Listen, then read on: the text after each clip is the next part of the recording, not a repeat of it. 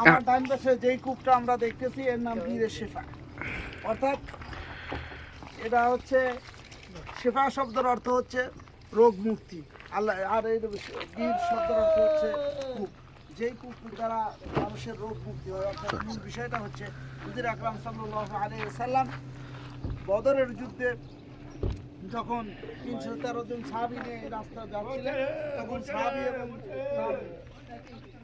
বাহন যেগুলো ছিল উর্দুম বা সবাই তৃষ্ণার্ত ছিল, পানির কোনো ব্যবস্থা ছিল না। আল্লাহ নবী এখানে এসে সাহাবীদেরকে নিয়ে এখানে তাম্বু করলেন, এখানে এসে রাস্তা বিরতি দিলেন। সাহাবীরা বললেন যে কোথায় আমরা পানি পাবো, কোথায় কীভাবে আমরা নিজেরা পান করবো এবং আমাদের কুটুম্বরা পানি পান করবে।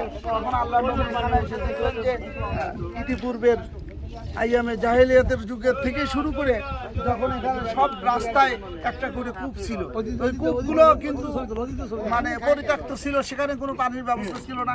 তখন আল্লাহ নবী এসে এখানে সাহাবীদেরকে নিয়ে এখানে একত্রিত হয়ে আল্লাহ নবী এখানে এসে দেখলেন যে অনেক পূর্বের একটি কূপ আছে। তখন আল্লাহ নবী এই কূপের মধ্যে কি করলেন, থুতু ফেললেন।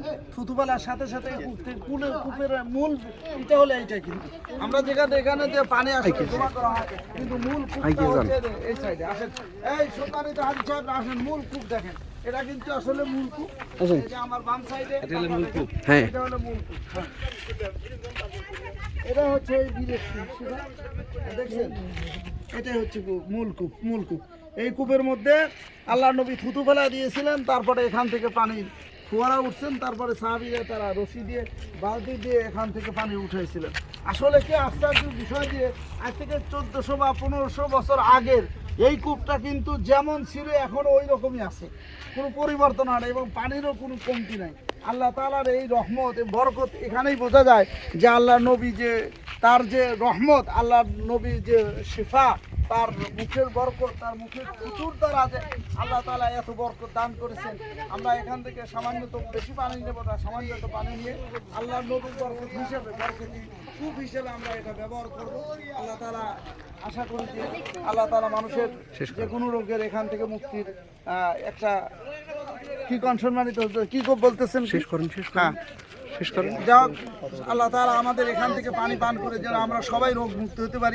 আল্লাহ তাআলার সাহাবীরা যে এখানে কত কষ্ট করেছে সেটা আমরা অনুধাবন করতে পারলাম।